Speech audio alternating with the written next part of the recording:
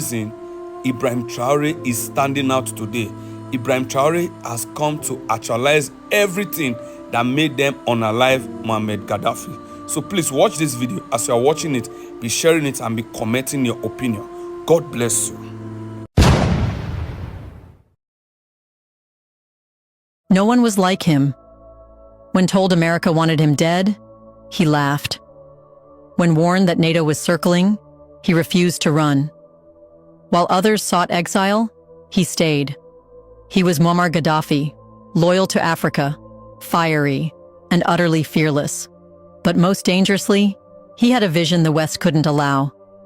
Because Gaddafi wasn't just building Libya, he was building Africa. A self-reliant Africa, a unified Africa, an Africa that didn't need the IMF, the World Bank, or the US dollar. And when you try to unshackle a continent that feeds the world but owns nothing, you don't get warnings. You get war. But what exactly was Gaddafi doing that made NATO, France, and Washington so desperate to erase him? What did they fear so much that they hunted him through the desert and filmed his final breath? In this video, let's break it down. They say Gaddafi was a tyrant, a madman, a dictator. But they never tell you what truly made him dangerous. It wasn't his rhetoric. It wasn't his power. It wasn't even his oil. It was his idea. Muammar Gaddafi envisioned something that terrified the Western elite more than any military coup or rebel uprising.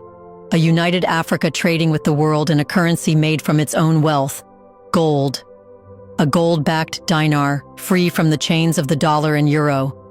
An African currency that wouldn't beg for IMF approval or be devalued by external inflation. A currency that screamed sovereignty. And unlike most visionaries, Gaddafi had the tools to make it real. Libya held 143 tons of gold, enough to back a new currency for oil, minerals, agriculture, and trade. But more than that, he had momentum. Nigeria, Angola, Tunisia, and Egypt were reportedly ready to ditch the dollar in favor of Gaddafi's gold standard. The African Union, under his influence, was warming up to the idea of a financial revolution that would dismantle neo-colonialism once and for all. This wasn't economic theory, it was an economic insurgency. And that's precisely why it had to be stopped. In 2016, WikiLeaks dropped the truth that the mainstream media won't touch. Emails between US Secretary of State Hillary Clinton and her team revealed that France's Nicolas Sarkozy was panicking over the gold dinar plan. He feared it would undermine the CFA franc, a colonial currency that still enslaves 14 African nations. He feared it would reduce French influence, expose Western economic manipulation, and, most unforgivable of all, set a precedent for true African independence. The US, meanwhile, feared something even greater. That if oil was no longer sold in dollars, the petrodollar, the foundation of America's global economic dominance, would crumble. And in that moment, Libya became not just a target. It became a battlefield in the war for Western survival. So the West did what it always does when an African nation dares to dream outside its cage. It sent the bombs. However, they told the world it was about civilians. They said it was about saving lives. But the war on Libya wasn't humanitarian. It was imperial doctrine. When France, backed by NATO, began its air campaign against Libya in March 2011, the fate was already written. This wasn't the spontaneous outrage of democracies rushing to save lives. It was a pre-planned dismantling of an African power that had dared to break the rules of empire. Leaked documents from France's own military ministry revealed the true motives behind Sarkozy's war drums. Seize a greater share of Libyan oil, reassert French influence over its former colonies in North Africa, boost Sarkozy's domestic image ahead of a tough re-election, and offer the French military live combat experience under the banner of liberation. Most of all, kill the gold dinar, and with it, any hope of an African financial system independent of Western control. This wasn't just greed. It was strategic domination masked as democracy. And the US? It claimed to be leading from behind. But without Washington's drones, satellites, and political cover at the UN, NATO's air war would have gone nowhere. Obama gave the green light, Clinton cheered the strikes, and American corporations watched, ready to pounce on the spoils. In just a few weeks, Libya, once the most prosperous country in Africa, with free healthcare, free education, and home ownership enshrined as a right, was reduced to smoldering rubble. Not because of oppression, because of gold. Because Gaddafi didn't play by the rules the West sets for African leaders. He didn't sell his soul for development loans. He didn't ship raw resources for pennies. He wanted Africa to own its future. That made him unforgivable. And in the face of this betrayal, most African governments, co-opted, bought off, or scared silent, looked the other way. Their silence was deafening. When NATO jets darkened Libya's skies, the African Union sat in silence. The very institution Gaddafi helped bankroll into existence, once a vision of African unity, stood paralyzed. The man who had personally funded African infrastructure banks, paid for AU summits, and offered to relocate the headquarters of Pan-African power from Addis Ababa to Sirte, found himself abandoned. Not a single AU nation triggered a continental security clause. No emergency summit, no military deterrent, just shameful silence. Before we continue further, tell us, are you enjoying the video? If yes, please like and share the video and subscribe to our channel to watch more videos on Black Africa. Let's continue now. Silence was never African people's language. From Accra to Bamako, from Kampala to Windhoek, people took to the streets. Protesters raised his portrait like a flag. Chants erupted, "Africa for Africans." The educated youth remembered Gaddafi not as a tyrant, but as the first African leader to fund his own Pan-African television network, bypassing Western media lies. Farmers remembered his subsidies. The poor remembered their free hospitals. Women remembered his investments in maternal health. Students remembered his dream of an African university, free of a colonial curriculum. And the streets did not forget. When his convoy was bombed near Sirte, he did not flee to Europe. He did not beg the US for a safe haven. He stayed in Libya, among his people, in the place where his revolution began. And when they found him in a culvert, he wasn't hiding. He was holding out, still refusing to bow. That's why the West had to ensure he was not only killed, but his last moments were recorded well to create an example for future leaders.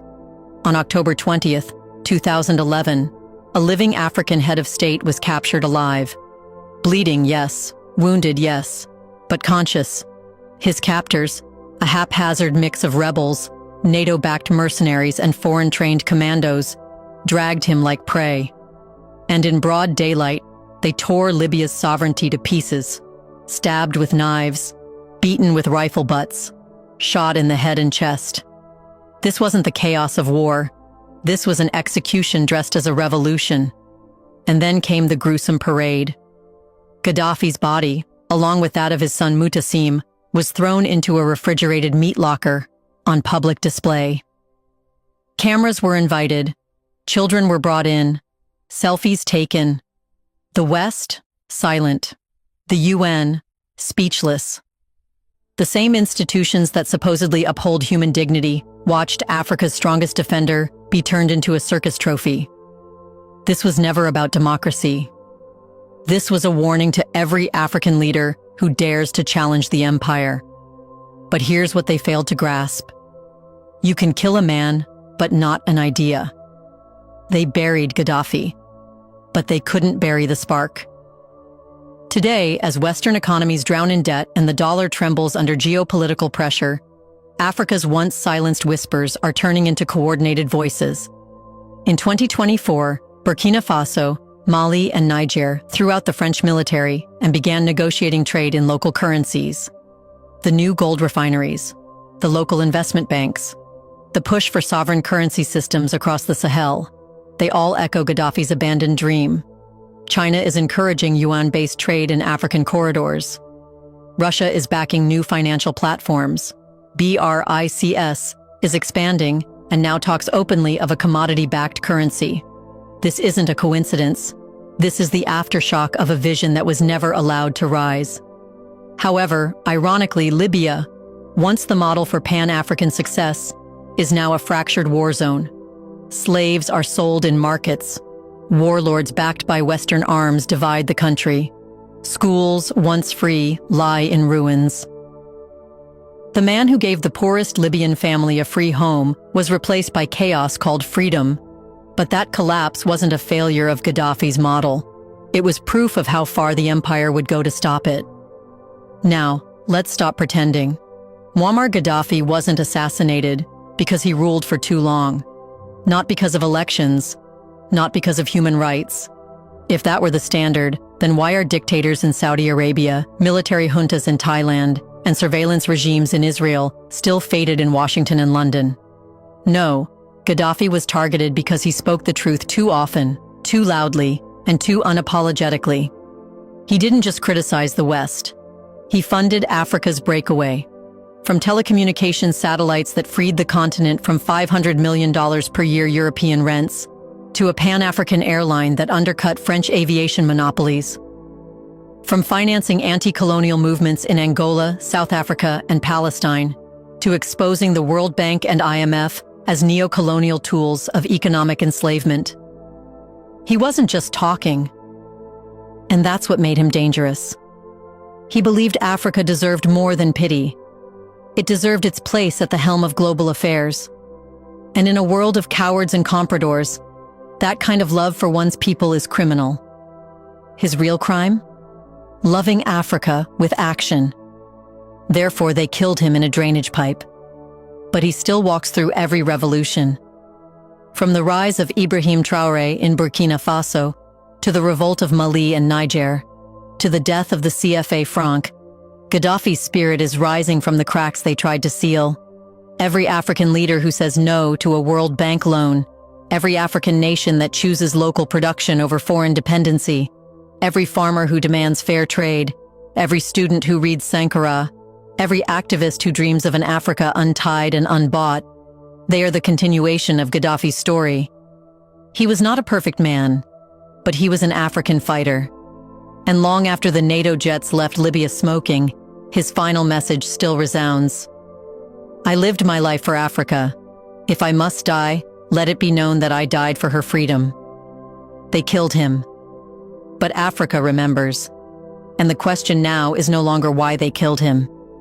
It's when will we finish what he started? What do you think? Was Gaddafi really a dictator or a revolutionary silenced too soon? Isn't it true that the African leaders whom the West called dictators and tyrants are actually a threat to the West and not to their own people? In the comments section below, share your thoughts on who will be the next leader to say, like Gaddafi once did, "We are